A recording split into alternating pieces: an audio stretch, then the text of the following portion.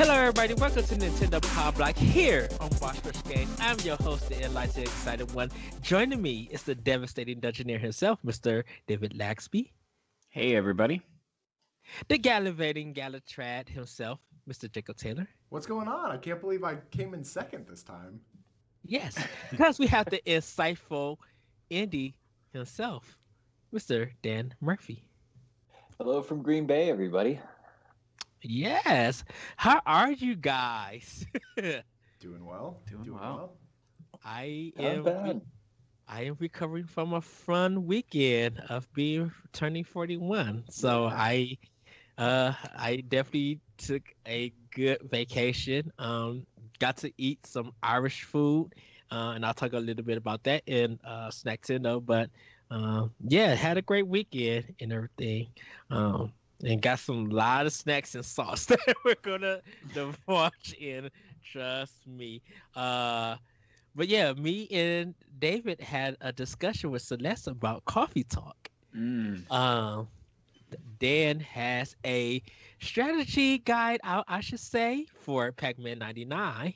Yes. And Jacob, of course, you guys could check him out on his Twitter. I mean, not Twitter, his Twitch page to see more Monster Hunter and check out on Exodus 803 as him and Jacob talk about Hunters for Hire, their Monster Hunter podcast. That's right. Thank you so much, Yes. Ed. So, well, let's get into some quick housekeeping. This is episode 241 of the Nintendo Power Block podcast. Each and every week, we come together to talk about games and everything we love about them with our friends. You can join us live on Monday at 8:30 p.m. Eastern Time on twitch.tv/BossRushGames Live and be a part of the conversation. But if you can't join us live, no big deal. You can head over to youtube.com/BossRushGames and BossRushGames.com to watch the show or listen on your podcast service of choice. Remember to subscribe, follow, rate, and review wherever you consume us. It helps us out with discoverability. And check out our family of shows whenever you listen to your podcast. Come join the Boss Rush Network Discord. We have a ton of communities there that talk about games, entertainment, snacks, and more. Um, Anything else, guys? Um, All Monster right. Hunter. I don't know. It's- Well, it is that time to start the show with our favorite segment, Snacktindo. Now, Jacob, I know you don't have a lot, but quickly, what did you snack on anything good this week? so I do have one thing. I was gonna I was playing Monster Hunter like you do, and I got hungry finally throughout the day, and was going to go to Subway to pick up a sandwich because I was really craving a sandwich. And then apparently Subway in my town closes at 6 o'clock on the weekend for some reason because that's when people stop eating dinner, I guess. So I went to Sonic and tried out their bacon jam burger. I don't know if any of y'all it's meat and cheese and bacon slight pieces and then a bacon jam puree as like the sauce. What? And it's surprisingly good, but it's very very messy. But yeah, that was good. It had a good meaty, obviously a very good meaty taste. And then I always pick up the chili cheese fries from Sonic because I'm a sucker for chili cheese fries. Yes, yes. All right, Dan, what have you been snacking on besides your delicious pizza? Let's see. So I finished my like month-long cleanse of like no carbs or sugars or anything. So first thing I did is I went to Cheesecake Factory and got a Oreo cheesecake. Oh my God. So when you don't have a lot of sugar for a month and then eat an entire cheesecake, it hurts, but it was worth all the flavor. Oh, that's good. That's good. David, what have you been snacking on? Well, we had our coffee talk podcast that we did yesterday, and so I went actually and walked down to my coffee shop in my neighborhood, and I got my favorite drink that I like to get occasionally, a cafe misto, or depending what kind of the part of the country you're from, it's called an ole, which is just half steamed milk and half coffee. I always get soy milk, so it was fantastic and worth the treat, the walk. So that's what I had, a soy misto. I Me and Celeste are making plans to come to Seattle, come to see David, and be like, we need to go get coffee. Yes. That's Oh, right. that's awesome. That's awesome. Well, everybody, I've been putting this on my Twitch page, not Twitch page, my Twitter page about Snack Tender reviews. So I kind of got 4 items that I'm going to talk about, but actually 4.5, because I got Lay's limited edition lime and sea salt chips. Mhm. Get you a bag if you can find some. These are so good. One of the best lime and sea salt chips I ever had. Um, it's not too salty. It has a great aftertaste of the lime itself, and you literally put it in your you. The day that we got it, we sold about 12 bags. Like Oh, people were buying it. Like it's really, really good. I don't know how long it's gonna be on stands, but they have the small little bags, like lunch bags, and then they have a big bag. But they're so good. I do recommend it. And Dan brought me some mambo sauce. He got me a mild and sweet hot. And I went and bought some. I went and got a 6-piece chicken McNugget, and I got a six piece wings from KFC. And the reason I did that is because I want to see how it tastes when it's dipped and how it tastes when you just, put it on there. So I did half of it with the sweet hot and I did half with the mild. I like the mild better. I love the ooh. sweet hot. I love the sweet hot. It was good. Kind of it. I couldn't get the sweetness out of it for the spice. Like it was spicy and it's good. But I think with the mild, it was that sweetness was just so pure and so good. The only problem that I think I have with it is that it's the thin kind of sauce, so you really can't dip it. You really just need to put it on like meaty stuff and So let me everything. jump in real quick. Okay, go ahead. So mumbo sauce, it's MAMBO. Mumbo sauce is like it's a sauce that is exclusive to DC. You can't really find it anywhere else in the country. And it is made specifically to go on wings, not really like as a dipping sauce or anything like that. Okay. Um, so I personally really like the sweet and spicy one. Mhm. Um, because that original one is so sweet. I mean, I feel like they must put soda in it or something to Yeah. like it's like barbecue sauce with soda plus a ton of sugar on top. But I mean, people go nuts over mambo sauce in DC.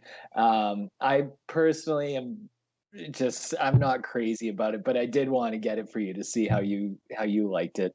I do recommend getting both of it in case if you like the hot one, if you like hot stuff, the sweet hot does fine. If you like sweet and mild stuff, and you feel like Ray's barbecue sauce is too sweet or something, this sweet one of the mambo sauce is really good, which has worked fine. When now that you're saying it, because I put it on the chicken and I was just like the chicken wings. I'm just like, okay, now I get it. Now I understand why it's not dipping sauce. Because I even got McDonald's barbecue sauce to taste the difference to see which one was better. So I was doing some comparisons. So I enjoyed the sauce. Now, Nice. while I was in South Bend, Indiana over the weekend for my birthday,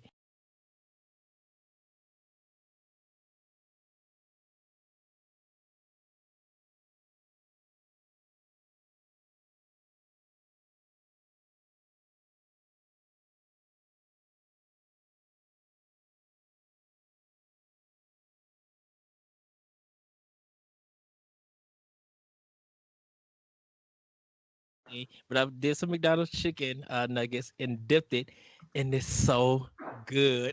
It literally is good, and it actually has blueberries in them. So I didn't expect it to be the bomb, but it is literally the bomb.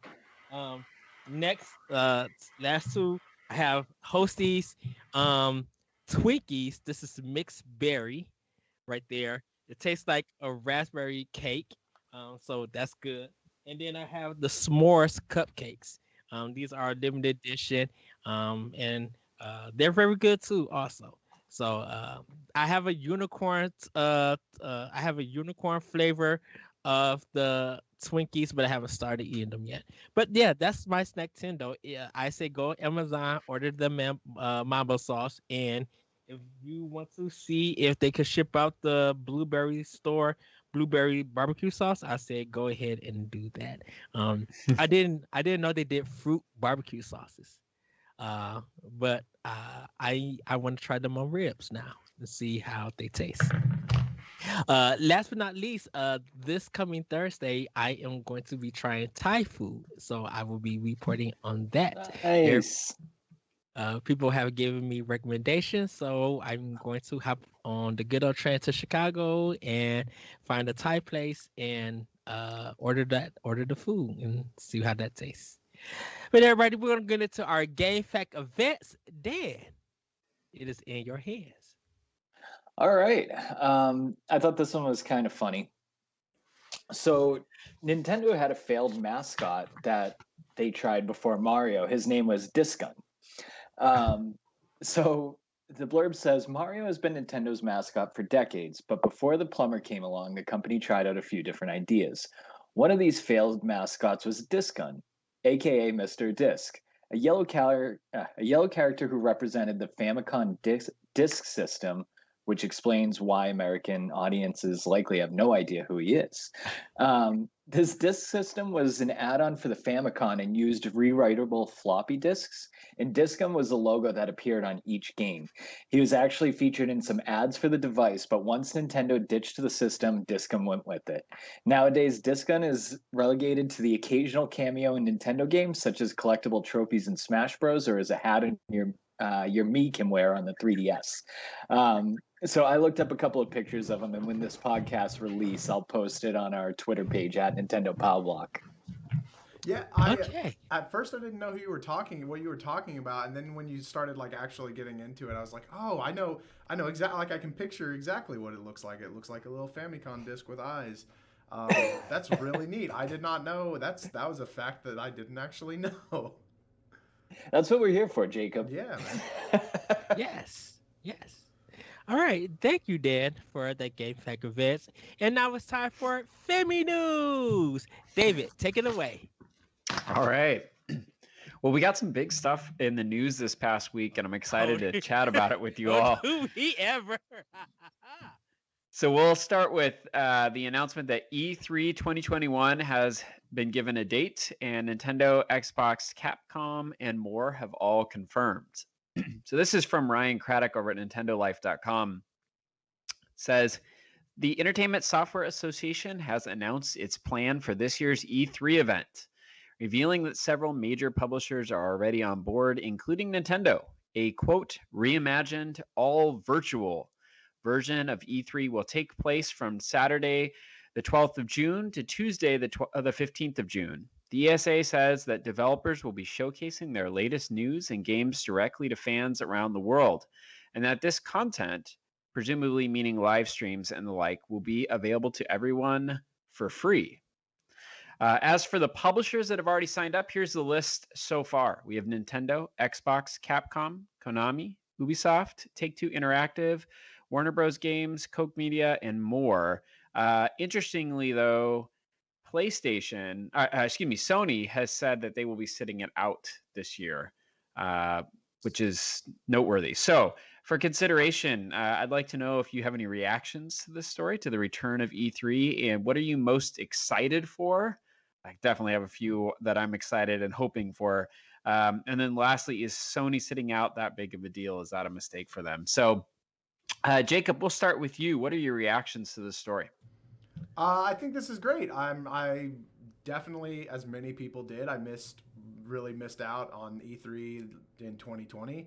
I think it's no surprise that Nintendo hopped on board on this so quickly because they already did digital events and then they had like a live show with a huge thing.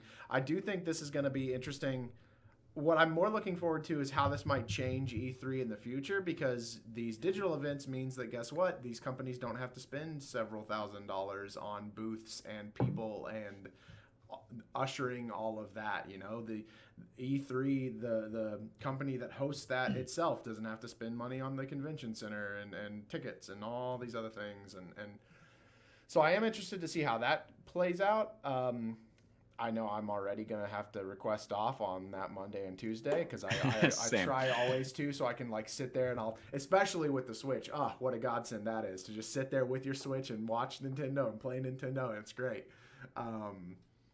But yeah, I'm looking forward to it. I think it's going to be good. And I think that they have a lot of exciting news to announce for E3.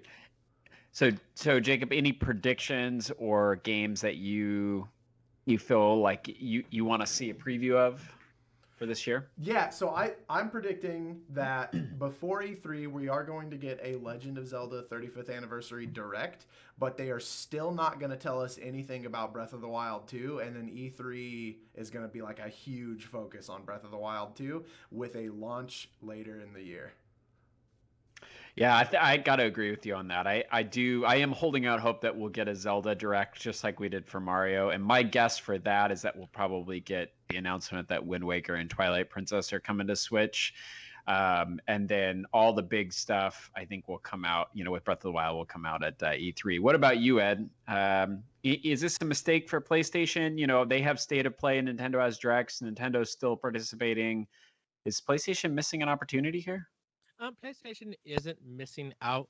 I think because of the last 2 years when they had their last press conference, they got such bad publicity, and they don't want to get that again. Spend all of this money to like really be overlooking have it. So they're not really missing out. Wait, but hold on, Ed. You're saying that because they got bad publicity last time that they you agree that missing the E3 is going to be a good move for them?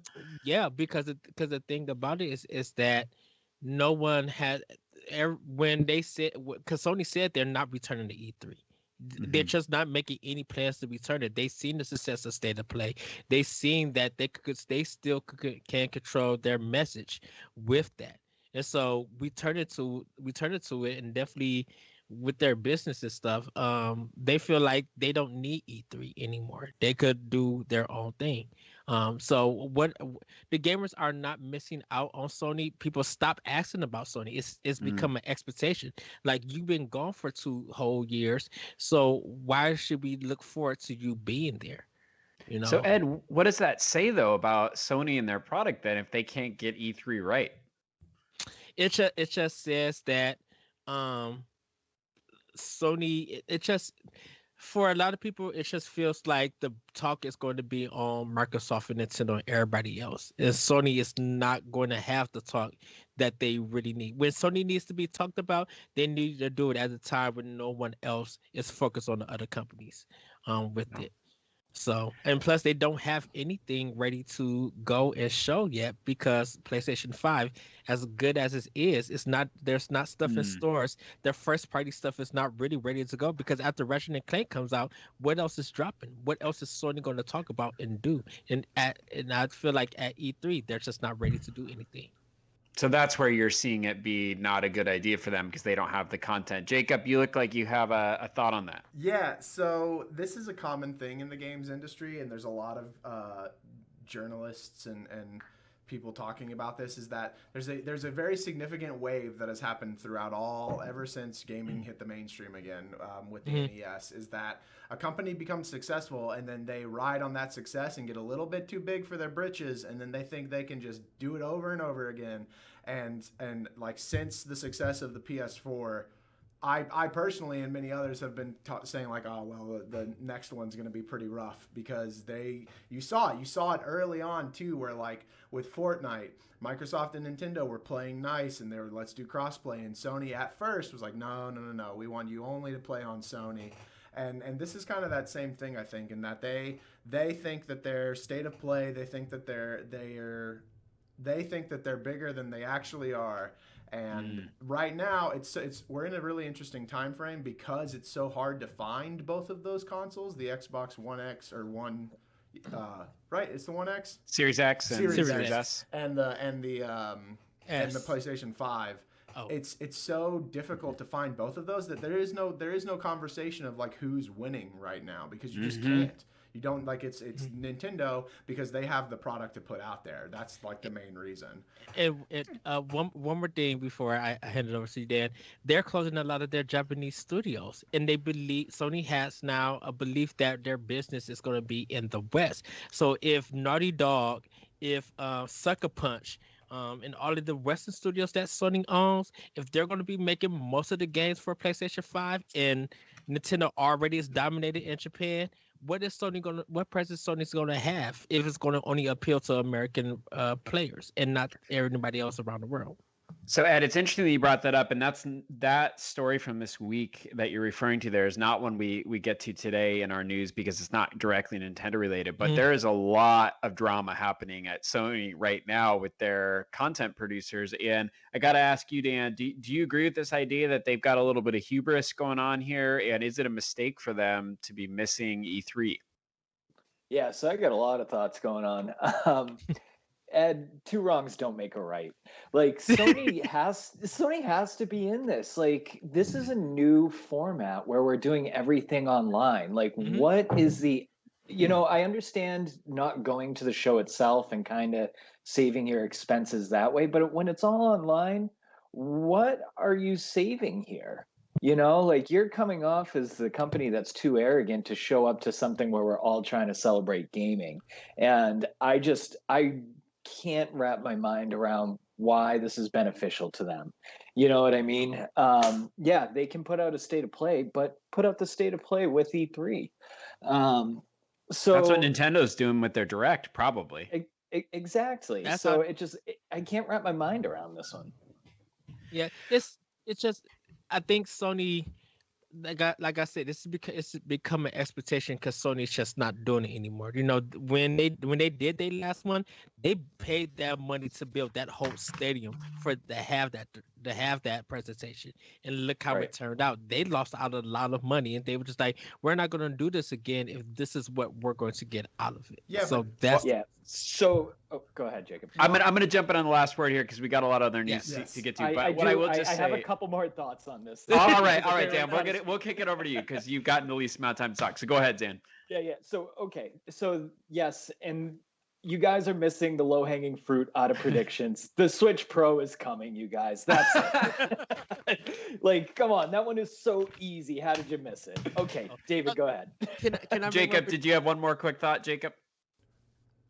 You look like you were about to say. It was just that, Ed, to your point of that they spent all that money to build the stadium. To Dan's point, they don't have to spend money on this. They can just take a time slot. They're not charging people for that. They might be, but I don't know that for sure. I completely agree. But that's Sony. Only prediction that I have for this, I want to see. Hopefully, we see Breath of the Wild 2 and Metroid Prime 4 and Bayonetta 3. Like, I think they're going to come with 3 heavy hitters. And just a possibility, we may see F-Zero on Switch. Definitely when we get to one of the news stories, because if we see that will recharge and re-energize a lot of people, and the possibility sell more Switches, because a lot of people have been wanting the F-Zero series to come back. All right. Well, last word on this segment. First of all, Ed, if they come with Bayonetta, Metroid Prime, and Breath of the Wild 2, it's curtains, right? Like that's it. They're gonna own the show. I could see 2 of those 3. I'm still thinking it's a little bit early for Metroid Prime 4, but we'll see. As far as your point about PlayStation, though, or Sony, I do think there's some legitimacy to what you're saying, Ed, that if they don't have anything to show, going and being embarrassed again is not going to be good for their business. But I also think that's a pretty bad indictment of Sony then if they still don't have games to show at this point. And if they're going to have a state of play later, then that's just inexcusable not to be a part of the E3 show. But that's my 2 cents on that. We got to keep it moving here, guys. So our next story, lots of news to get to this week. Pac-Man 99 comes to Nintendo Switch Online, and this is from Boss Rush Games, our own Dan Murphy story, which you can check out at bossrushgames.com. He wrote a fantastic guide to playing Pac-Man 99. In the wake of Mario's death on March 31st, Nintendo gave us a huge surprise with Pac-Man 99, a battle royale style game with everyone's favorite retro icon, Pac-Man. The game was released on April 7 and it is free to download with the Nintendo Switch Online subscription. If you're familiar with Tetris 99 and the late Mario 35, then you probably already have an idea of what this game is going to be like. You play Pac-Man against 98 other players. Just like the arcade version of Pac-Man, you need to eat the large pellets called power pellets to make the ghosts edible. When you eat ghosts, white Pac-Man called jammers will start popping up on the boards of the players that you're targeting. Pac-Man 99 is available on the Nintendo eShop right now for free with a paid DLC. Were you all surprised that Nintendo just dropped this on us? What are your impressions of the game and any other 99 style games that you'd like to see come to Switch? Dan, we're going to give you first word on this. What do you think, Dan? Oh man, yeah, that was a big surprise. I mean, I don't know about you guys. Did they have any information or hint at this at all? Because No. yeah, like it came out of nowhere, and like when I heard of it, I was like, wow, this is actually an amazing idea, and I've been loving it. It's pretty much all I've been playing since it came out, because the first day it came out, everybody was kind of new to it and figuring it out. There are 4 new power-ups on it where you can do, well, standard, which is no power-ups, but you have like the stronger power-up, which actually sends more jammers to other people, but it takes away a little bit of your speed permanently. Then you also have the train power up, which sends more double the jammers for sleeping ghosts. And then you have the speed power up, which actually makes your character go faster. So it's been really fun learning how to strategize using these power ups. I did a podcast as well with David Howe from the Switch Heads, because he's been very into this, and we kind of go way more in depth on our strategies and the game itself. So you can check that out at Switch Heads on Twitter. But man, I'm loving this game. It's really good, and for the strategy of it, it's really funny because it's such a fast-paced game, but you have to kill a lot of time. So like that's also been kind of a strategy towards the end of it. And for your question, David, any other 99 games? I don't know, because I didn't really like Mario 35. I couldn't get into it. Yeah. Oh, I loved it. And I tried and I just couldn't get into it. I love Tetris 99. I haven't won. So I think, I don't know what would be another one. Maybe like Galaga, like what that arcade shooting game. That would be a cool thing to do too. Yeah, so that's it for me.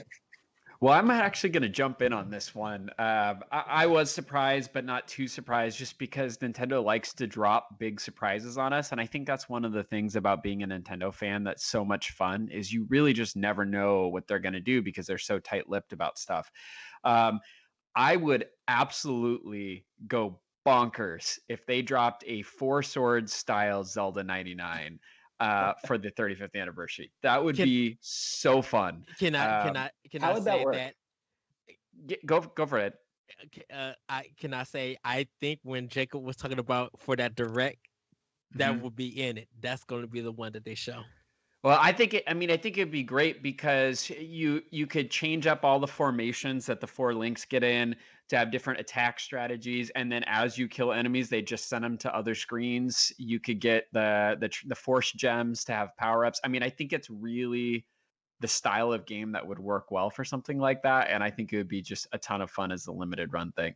All right, Jacob, you're up next. Any surprises on the Pac-Man 99? Any other 99 style games you'd want to see?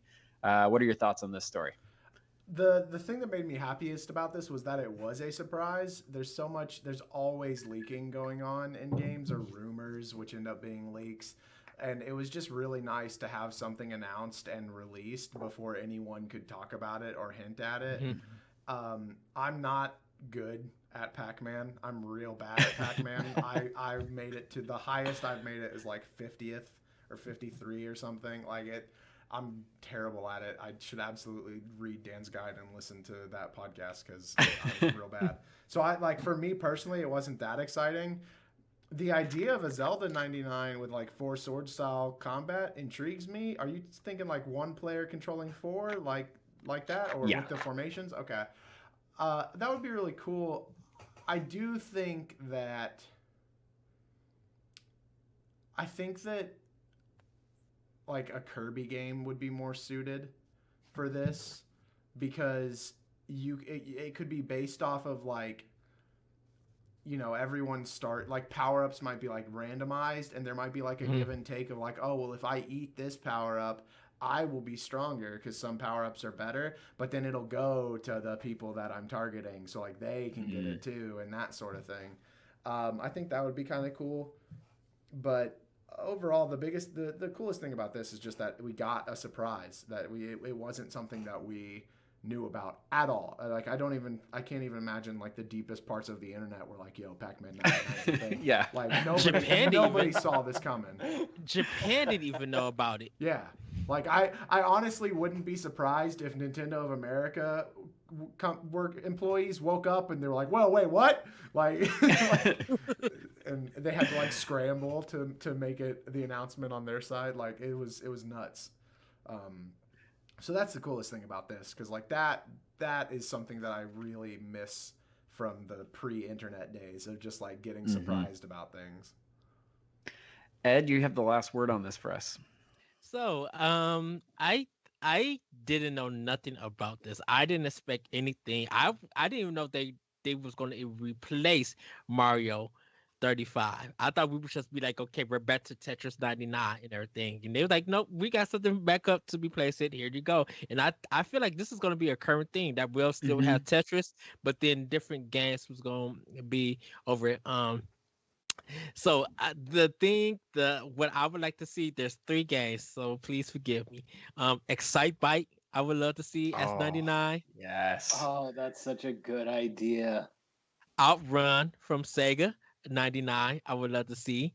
And last but not least, R-Type, I would love to see S99. You only get one life, and if you lose, all your power-ups go to separate people. So you have a chance to, if someone dies, you might get their power up, and maybe it's a good thing, maybe it's a bad thing. I could see those 3 being 99.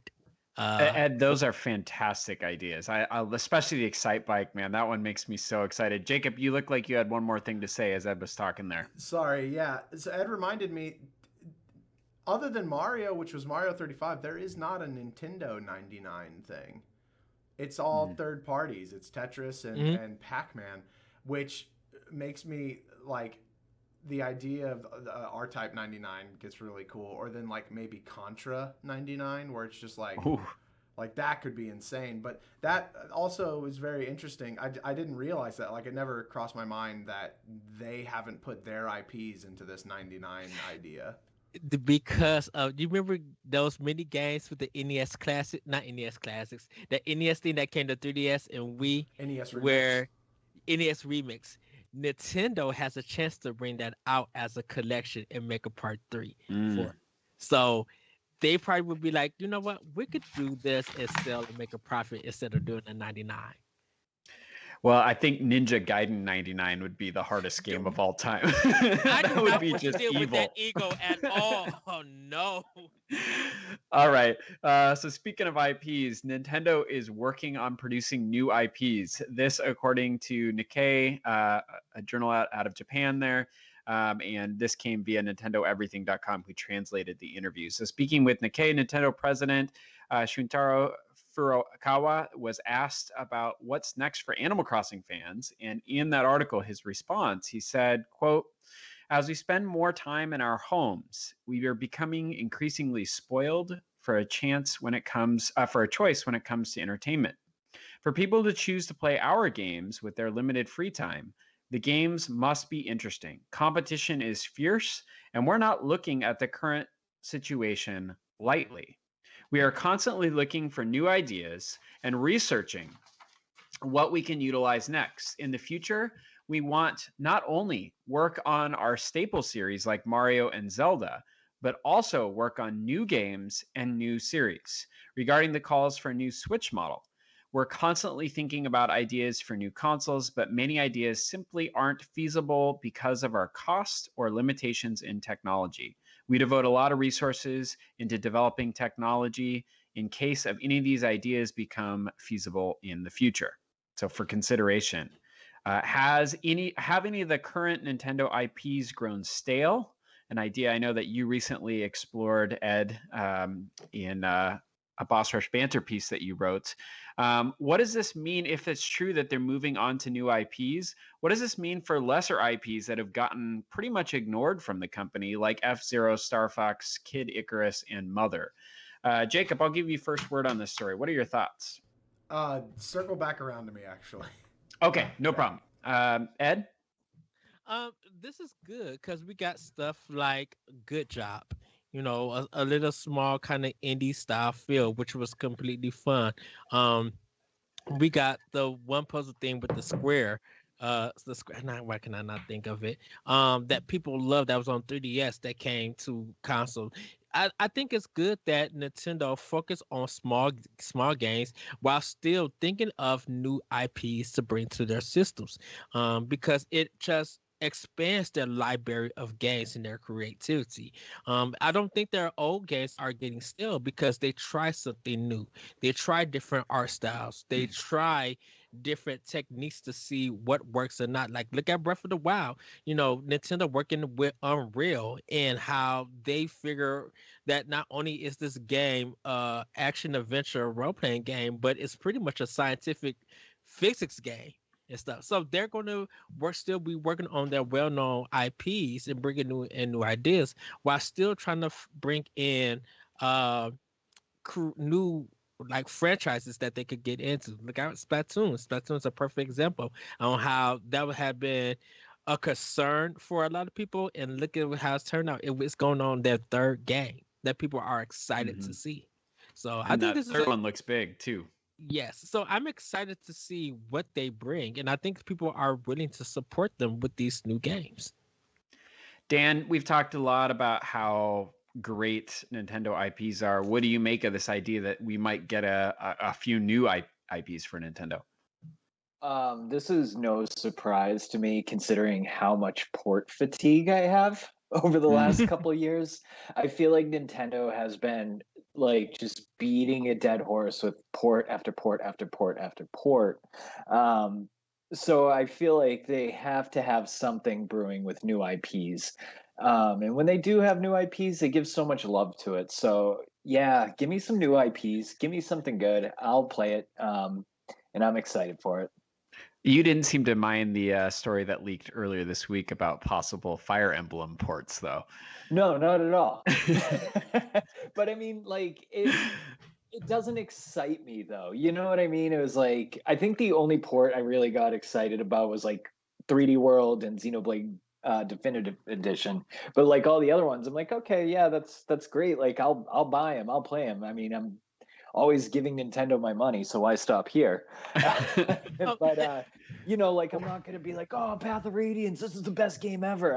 I really want to see something new and exciting from them because I already know what I'm getting from Path of and Radiance and Path of Dawn.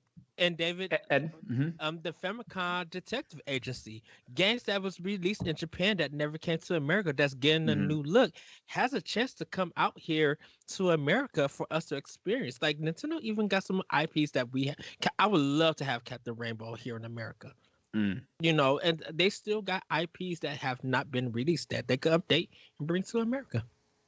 Well, Jacob, I got to get you in on this. I know that you're somebody who's advocated for Kid Icarus on multiple occasions. Does this make you less optimistic then to hear something like this, that Nintendo's going to be investing resources into new IPs and not necessarily their older, more loved franchises? So no, I wanted to go last on this because I actually have a really cynical viewpoint of this. When I saw this, I was kind of like, who cares? That's not news. They always do that because we had right at the launch of Switch, we had ARMS, like Ed said, we had Splatoon, we had Part-Time Job, we had the little, this is more of a second party, but the little UFO catcher game from HAL.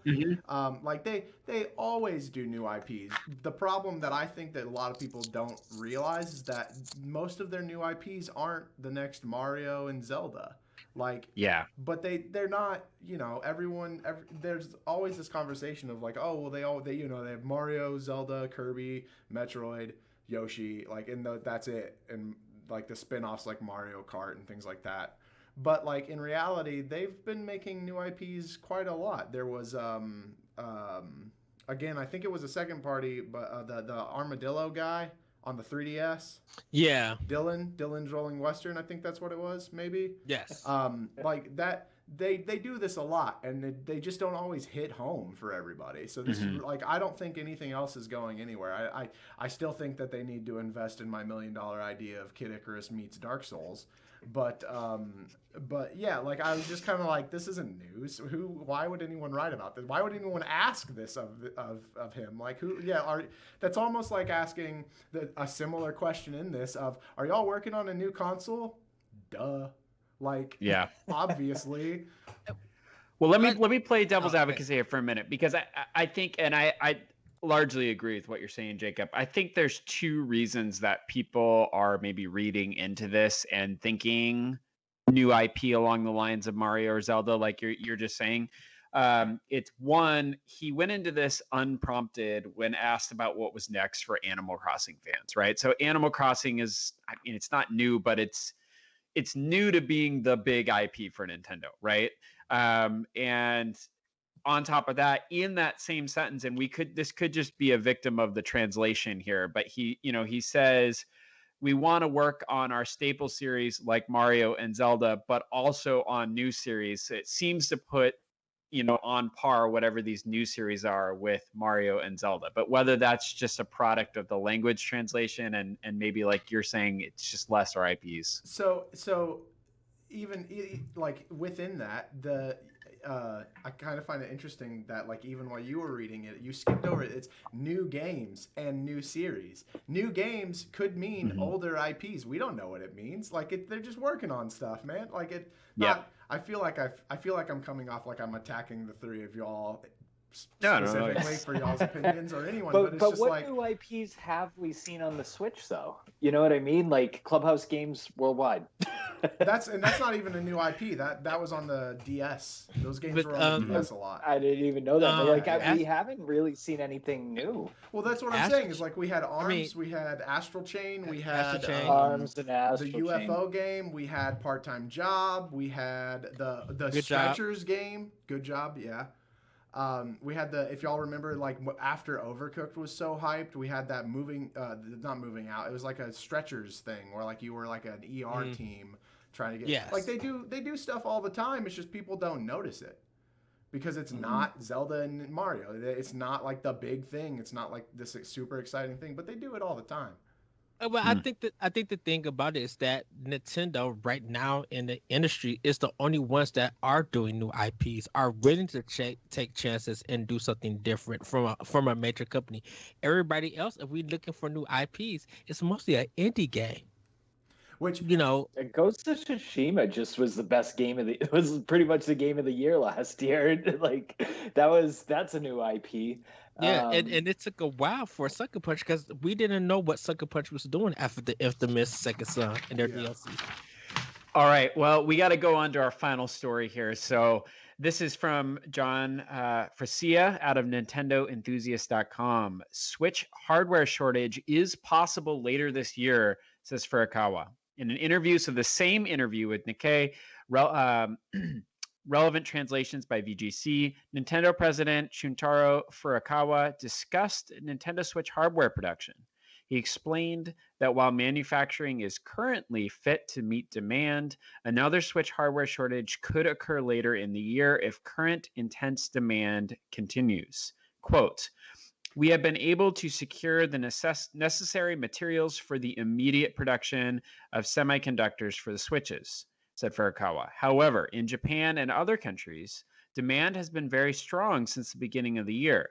and there is a possibility of shortages at some retailers in the future.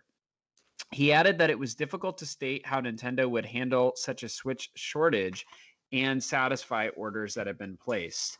So, Dan, I'd like to start with you, but for the whole panel, what are your reactions to this news? Is this an indication of just how successful Nintendo has been at selling the Switch, or is it actually a cause for concern? And how might this affect the rumored Switch Pro? I mean, could it be directly a product of the Switch Pro coming out? You know, where they're focusing all their efforts into putting out this new product, seeing how, you know, the Sony and Microsoft systems have been having a really hard time to sell.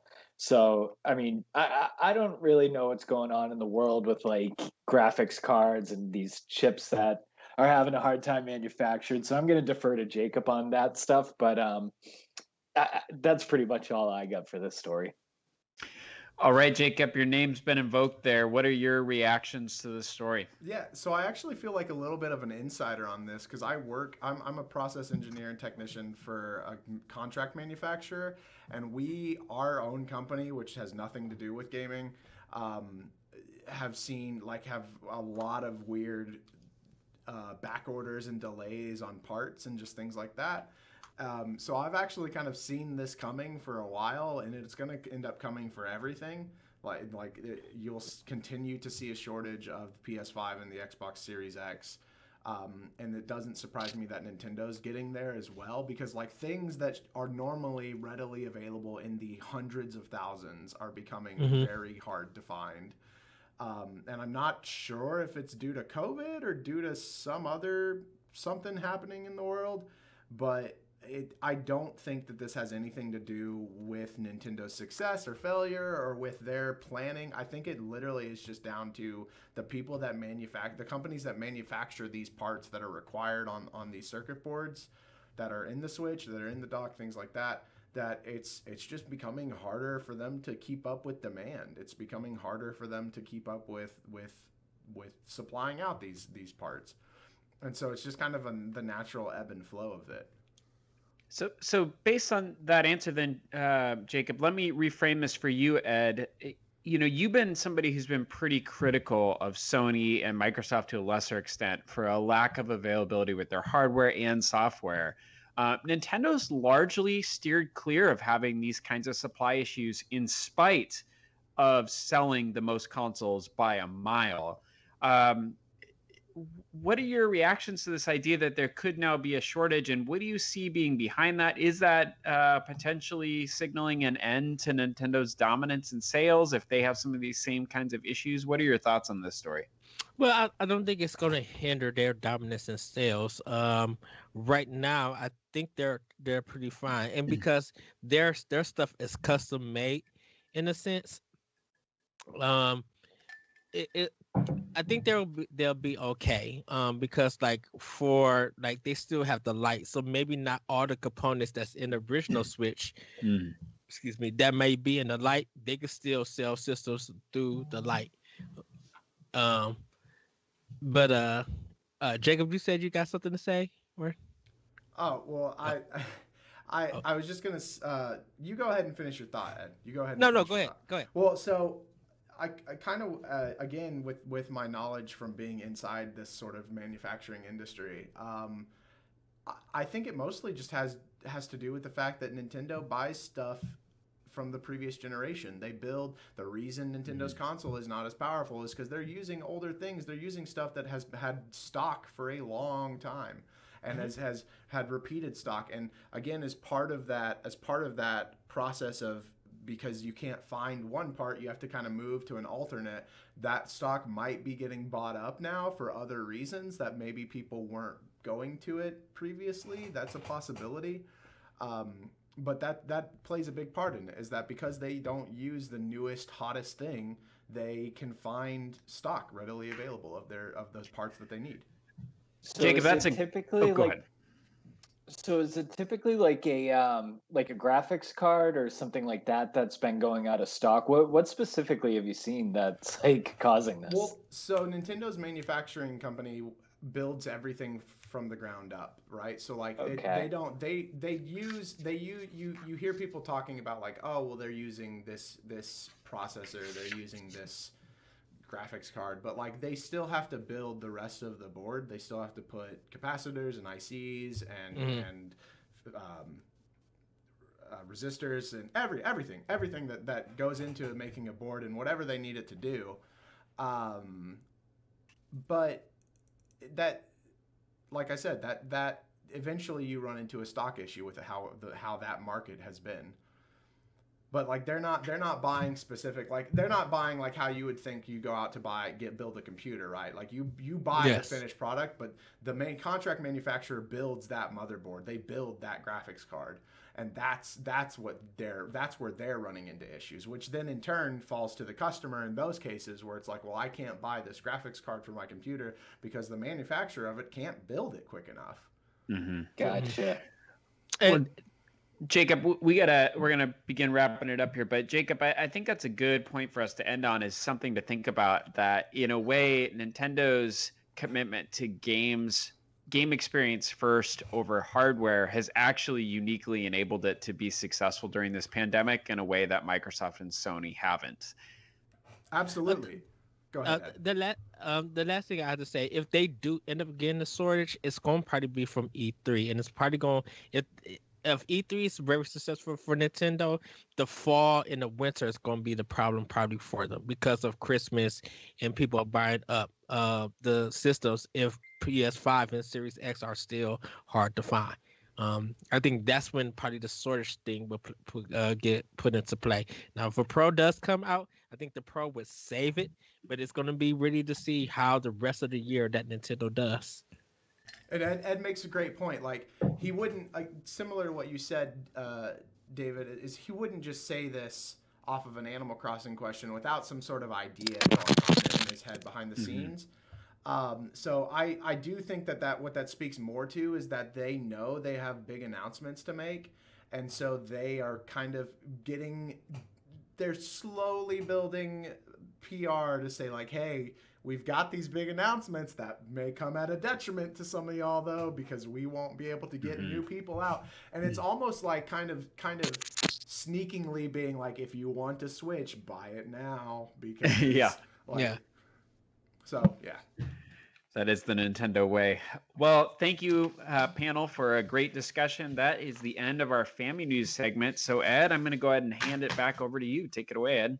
All right, everybody, it's time for our doc mode. With a lot of games out in the world, there are characters who seem to have a job or title they work or they're known for. For example, Mario and Luigi are plumbers. Samus is a bounty hunter. Kirby is what is this job? Anyway, we're going to have a discussion on what jobs would we love to have or have been influenced uh, by because of that game. So, for example, Professor, um, not Professor Layton, I'm sorry, Phoenix Wright, he is a lawyer, and if you like the Phoenix Wright game, maybe solving clues and stuff may have you become a lawyer or a detective, and so that game influenced you to get into that field and stuff. So we're gonna have a discussion about that. So I'm gonna actually start with you, Jacob, because your profession is like you said in computer parts and making them and stuff. Has there been a game that you played that influenced you to get into that profession, or like has there been a game that you just like, I wish I could make this, or something like that? No, not really.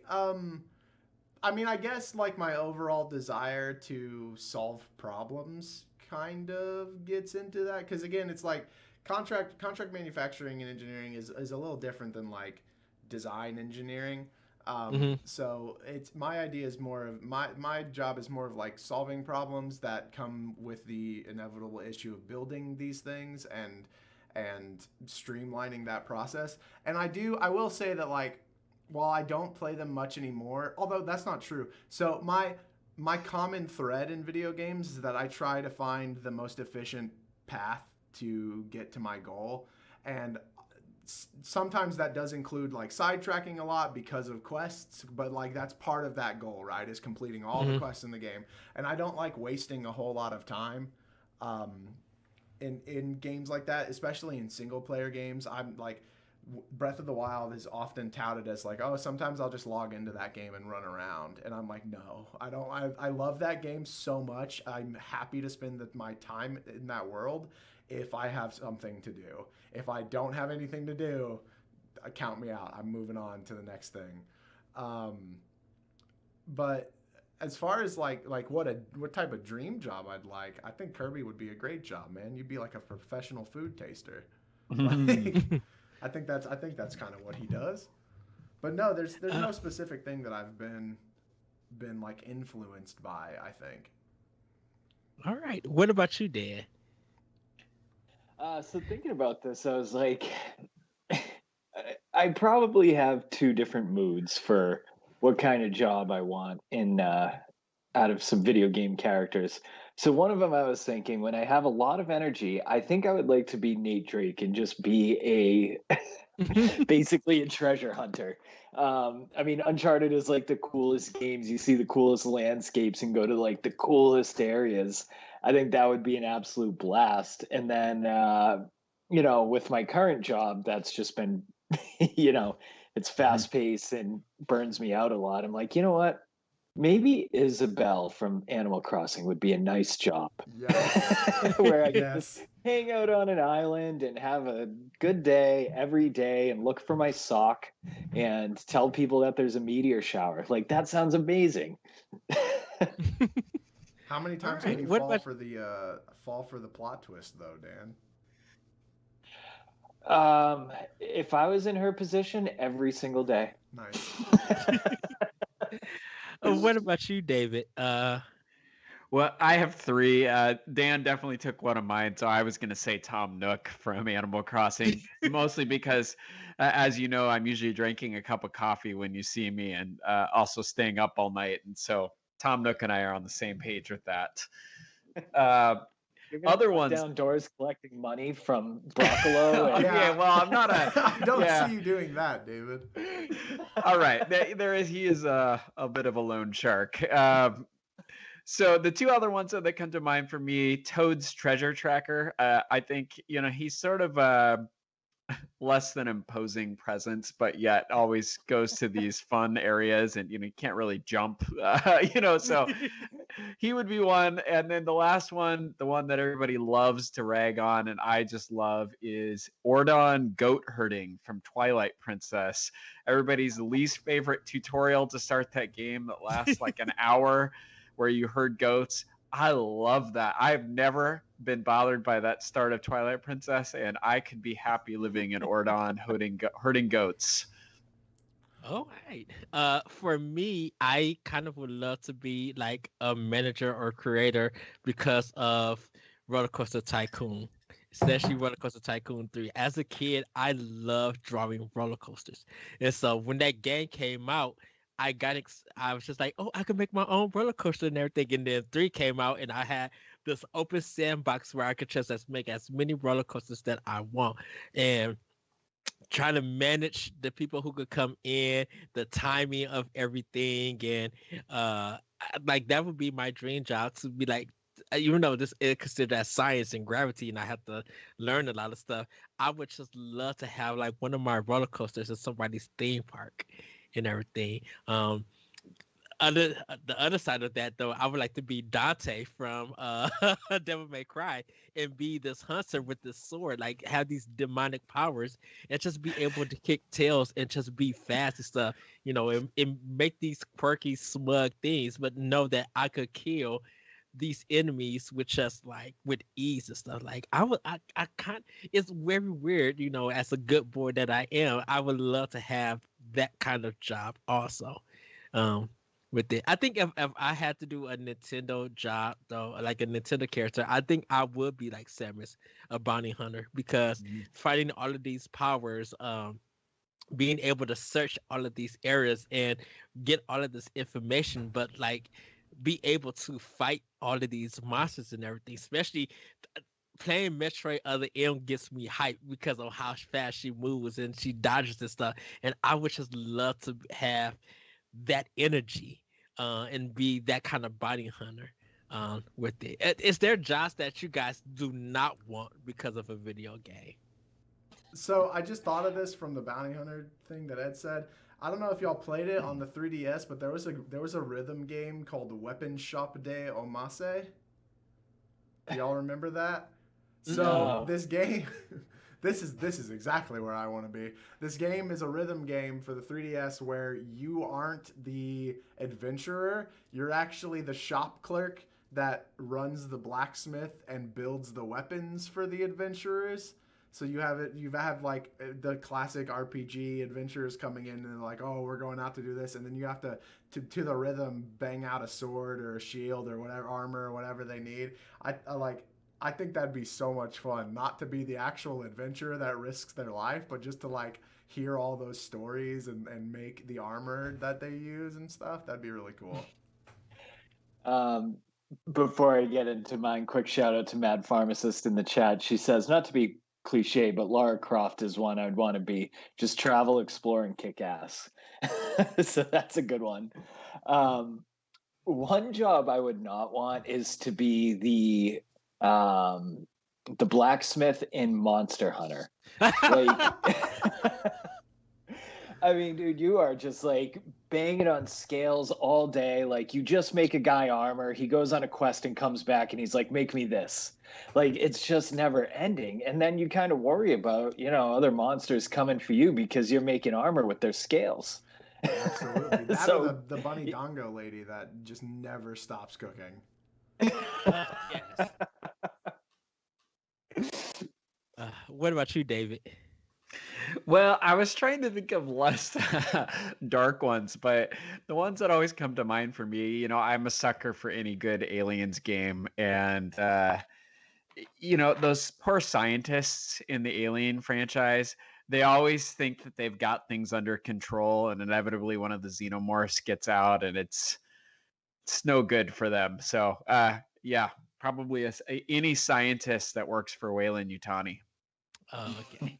I would not want to be Princess Peach. Getting kidnapped, being stuck in with the castle with the Koopas and everything, and having the way that I have to run, I gotta lift my dress to float. No, I don't want to be doing But none that's of not that. her job to get kidnapped. But It kind of as is. but she's running the kingdom, and every time that a Mario game comes out, and she's in it, she's always getting kidnapped or something's always happening to her and everything. And I'm just like, that's if I was king and there was a Mrs. Cooper, I wouldn't want that. But yeah, I mean, just think of her ugly hairstyle on my head, on the way that I look in a pink dress and stuff. Like, no, that would not be That for needs to anything. be our first shirt for Pow Block. You know what? And wearing there- Peach's wig. there is a Mario Kart game that Nelco did and for the arcade, and your face was in Mario characters. And so my friend, who was this real bearded guy, he had Princess Peach, and so you got the her regular hairstyle with all of this hair and stuff, and it looks hilarious. Oh yeah, I'm sure. On it and stuff. Uh, so that's I could end Max Payne. I wouldn't want his job because of losing his wife and all the drugs and drinking that he did. I don't know, that wouldn't be me. But still be able to be like, how are you surviving after all the stuff that you have endured? Like I couldn't do that. What okay, so for our last part of the stock mode, what job would you like to see in a video game?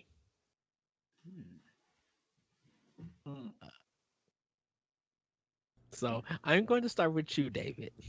Oh man, put me on the spot with that one. I feel like all the exciting jobs are already in games.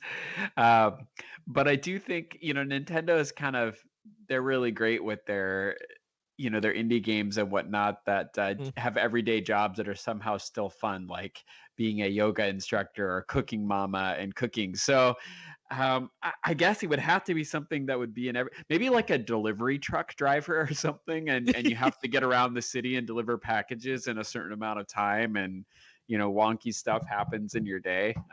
Maybe something like that. What about you, Jacob? I'm trying to think of something that like hasn't been in a game already, and I can't think because like my immediate thought was like I'd like to see them make a game based off of a janitor, but they did. It's called Serial Cleaner, and then there's like the iRoomba. I think is it like you literally play as a Roomba? Like, What? I, I, okay. You know what might be kind of cool? They just put out a game that kind of is a play on this, called Kill It With Fire, where you have to kill spiders. I think it'd be kind of cool to have like an RPG style game where you are an exterminator, and like you have to like actually crawl under the house, and like, and they could even give it like make it get all crazy and be like, oh, now today I'm exterminating the aliens ship, like. But like I think that might be kind of interesting to see turned into a game. All right. What about you, Dan? This is a tough question. I was thinking of like even something as simple as like a pizza guy. And I was like, oh, maybe you could go through like obstacles and stuff like that trying to get your pizza. But then we're just playing Paperboy. Yeah. So like I really just can't come up with anything. Maybe one like cool idea would be almost like a just like building a computer simulator, right? Like I feel like I know nothing about computers or laptops or anything like that, and that would be kind of cool to just like have some sort of thing where I can quasi learn about what's in a computer some way. It's interesting that you mentioned that because that's a exists. thing. Yeah, this exists. Okay, cool. Yeah. And then the other thing I was going to Games. say was like a pilot, but then there's Flight Simulator. So I'm out. This is like Simpsons did it. Simpsons have already done everything. Like that's I don't know how to like, come up with a cool job. That's why I was like, I can't think of anything. Like I can't think of anything that there's not already a game somewhere out there. Okay. For me, I would like to be a person who does sign language with my silent protagonist. And so while we're on a journey, like even though he can't hear everybody read it, the reason why he's silent is because he's deaf, and your sign language everything to him. So when you get into battle, you are his partner, and you have magical sign language things. So you do it to help him cast fire or something like that, and everything. Yeah. So that could work with like the Kinect. That would be cool if there was a reason for a silent protagonist. Like, I hate the main character in Dragon Quest XI because, like, you basically forget that the character's there, even though the entire story just revolves around this character. Like, silent protagonists just don't make sense in a lot of games, and that would actually make sense and, like, be unique and a cool aspect of it. And my last one is you teach you're a karate master who actually teaches Ryu and Ken and Sagat and Scorpion, like you teach them more street fighter skills or fighting game skills and stuff. So if you want to be like, I'm a warrior in Tekken, and well, you're a master who got to teach them and everything and do the input controls and stuff. I kind of would like to see that job. As weird and wacky that it is, I would love to see that. But everybody, we want to know what kind of dream job that you have. Were you influenced by video games to have that kind of job from a character, and what kind of jobs that you don't want to see in games, or you would like to see in games? You can hit us up on our Discord at Nintendo Pow Block, and hit us up on Twitter at Pow Block Podcast. But everybody, we're gonna get with playing with power. David, what have you been playing with power? I've been getting farther on Xenoblade Chronicles Definitive Edition, so I've been playing a lot of that. Finally got past a few parts that I was stuck on. I had to just grind for a while and level up. But I'm totally back in it and hooked. So that hopefully will be the next game that I roll credits on. I'm trying really hard to finish Spirit Tracks. It's not my favorite of the Zelda games, but it's one that I have to check off my list. And also been continuing to play Gree and taking notes on that and getting ready to write an article about that. So those are probably the big three, along with just my daily Fortnite with my kids. Have you never played Spirit Tracks before this? I've tried multiple times to get through it, and I've never been able to I've restarted it, half a Wow. dozen times. So this time I'm getting through it. I mean, one of the times I went through it, I literally broke my Switch trying to get or not my Switch, my 3DS trying to get the stupid Spirit Flute to work. So Oh wow. Oh no. Jacob, what have you been playing outside of Monster Hunter Rise? All right, so Ed, what have you been playing? I I'm almost to 180 hours in Monster Hunter, guys. Oh my like, goodness. I don't know. That's so. I after last week's podcast when David talked about playing Gris, Becca, my girlfriend who was on the podcast last week to do the Zelda rankings, she has been like, I was like, oh, I haven't played Gris yet, and she was like, you have to play Gris, and it seems like everyone that I've talked to that has played it has said the same, that you have to play Gris, especially because I like Celeste, I like I actually didn't really care for Journey all that much, but Journey was a cool concept on the PlayStation 3, I think. So this Saturday or this Sunday, I was like, you know what? I'm going to sit down on stream. I'm going to play Gris. I've been told that I can beat it in like 6 to 8 hours if I just like go at it. So that's what I'm going to do. And then I woke up Sunday morning and was like, yeah, but I could play Monster Hunter. And so eventually I'm going to hit a point in Monster Hunter where I'm like, I can start stepping away a little bit and like play some other games, right? But like it's gonna be a while. So just Monster Hunter, man. I do have this great idea because I do want to talk a little bit about it. If you don't know, Chameleos, the Elder Dragon, is going to be coming in with the April update, along with Apex Rathalos and some other dragons. They're also going to be unlocking the Hunter rank cap, which right now you're capped at 7. Dropping it this week or is it next week? I think it's next week. I think it's the third week of April. Okay. So I think it'd be really cool. I don't think they're going to do this, but Chameleos' big shtick is that it's a chameleon, so it can become invisible. I think it would be really, really cool if Capcom did a patch that put Chameleos in the game, but only as a like an event monster where when you go out on hunts, sometimes there's a chance for there to be a monster that's like way more powerful than what it should be. And I think it'd be really cool if Capcom did this thing where like suddenly on your hunts, all of them have this extra monster, but it's Chameleos, but he never becomes invisible. So like you'll start getting whacked around and you just have no idea, which I mean you do if you know who Chameleos is, but you could potentially hunt him before he actually gets released, but he stays invisible the whole time, so it'd be really, really hard. And that's like how they could introduce it in the game, is like, oh, there's this new monster that's gonna like we need to find more research about. So they could kind of lead up to that. I think that'd be really cool, but they're not gonna do it. So okay. Dan, what have you been playing with Power? So Pac-Man 99 has pretty much been my mainstay game right now. I have been playing a little bit of Monster Hunter. I played with Jacob on Saturday. He helped me out. Get a couple of monsters, and then a couple of other friends that night got me to HR3. We beat Magnamalo. Man, that was a tough fight. Congrats, and I've been man. doing some village. Yeah, thanks. I've been doing some village quests here and there.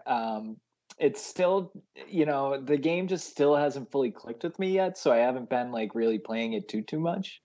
And then, Bravely Default 2, I really, really loved, and I still have the itch to play a JRPG. So Saga Frontier is coming out on Friday, and I'm really excited for Yes. that. So I'm like trying to find something in between to just like keep me busy. And I started playing Mario Rabbids Kingdom again, and this is Yes. such a good game. It Like is.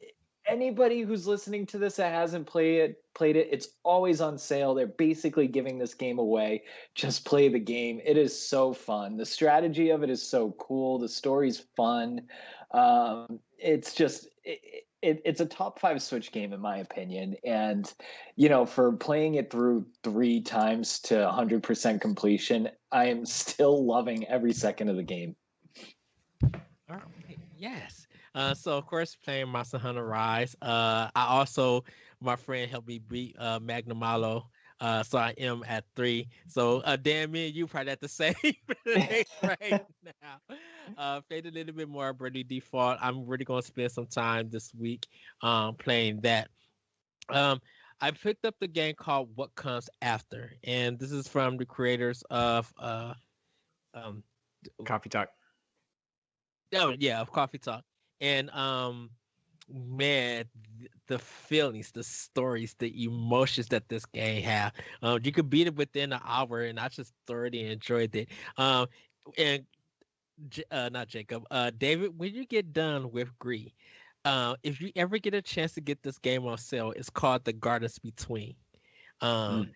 you might want to play that because I think you're going to like that one. It's like a puzzle style game where you move the world around, but the story and the music in that game, I think probably by the end you'll put the controller down and just be like, I need to write something about this. The Mm. Gardens Between is a fantastic game.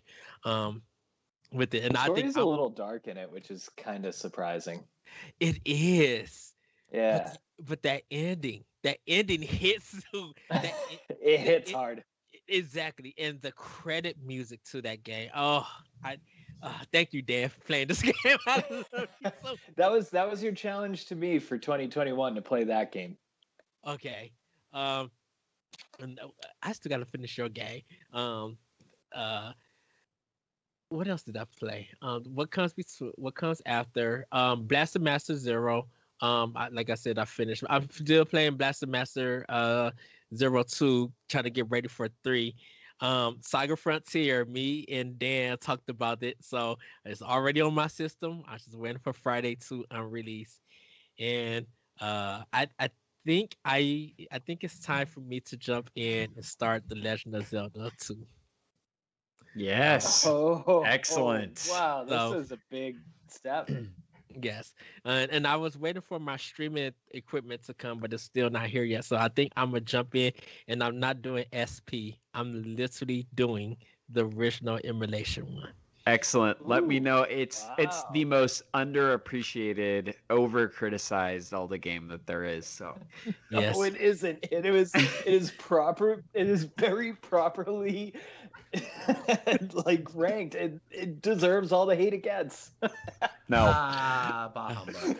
so so I think it's time for me to start that. Dan is getting me expired to play Kingdom Battle, so I think I'm gonna start that from the beginning. Um, and just yeah, I if they David knows that I'm hoping for this. If we get that Ocarina of Time and Majora's Mask collection, I am playing Majora's Mask. Like I'm fully playing it. I'm not gonna give up. David might get like at maybe 2 o'clock my time. David might be in the bed at 12 o'clock and be like, "I need help with this thing. What am I doing wrong?" But I'm hoping for that to happen. But that's pretty much what I've been playing with Power on Switch. And with that, everybody, that has been Nintendo Pow Block. Let's get into some quick plugs. Jacob, where can we find you? You can find me everywhere on the internet at Galatrad, especially on Twitch. I'm very close to 200 followers on Twitch, so Yes. I'm hoping to hit that pretty soon. Um, Not sure if I'm gonna be doing another giveaway in 24-hour stream. If I do, it'll be with Pokemon Snap coming out at the end of April. But I mean, especially if you have any interest in Monster Hunter whatsoever, check out my stream. Check out me on Twitch because that's all I stream right now, and that's all I will be streaming for a long time because I'm obsessed with Monster Hunter as a series. The only reason Zelda goes above it is because Zelda tells more of a story that I can kind of connect with. Monster Hunter's gameplay, for me, there is nothing like it. It's just so captivating. So yes. Dan, where can we find you? You can find me on Twitter at DCDM99. All right. David, where can we find you? You can find me at David Laspy on Twitter. And then also just a quick plug, we are still continuing to bring people aboard for our writing team at bossrushgames.com. So we've had lots of exciting developments there. And if you've been checking out our weekend content, we've added a bunch of new features from Boss Rush Entertainment. And we are still looking for more writers. So if you are interested, please contact us by sending us an email at opportunities@brg@gmail.com. That's opportunities@brg@gmail.com. Yes. You guys can find me on Twitter at that Butcher Code. Check out Optional Opinion on SoundCloud, World One Podcast on Podbean. You can check out Talk the Walk, Arsenal X, Crossroads, Tower Casual, and more at bossrushgames.com and on our YouTube page at Boss Rush Games. You can follow us on Twitter at Pow Block Podcast. Join us up on, like I said, on our Discord. And if you want to email the show, you can do it at Nintendo Pow Block at gmail.com. We would love to hear from you guys. What you guys are playing, what you snacking on, your thoughts about the news stories, and what you're playing with Power, and even some stuff for Doc Mode. We would like to hear what you guys got to say. With that, everybody, have a great week. Have a great weekend. Enjoy some games. As always, let's be better to one another. Let's be more. And also, we want you guys to be you. With that, we will see you next time on Nintendo Pow Block. Bye, everybody. Woohoo!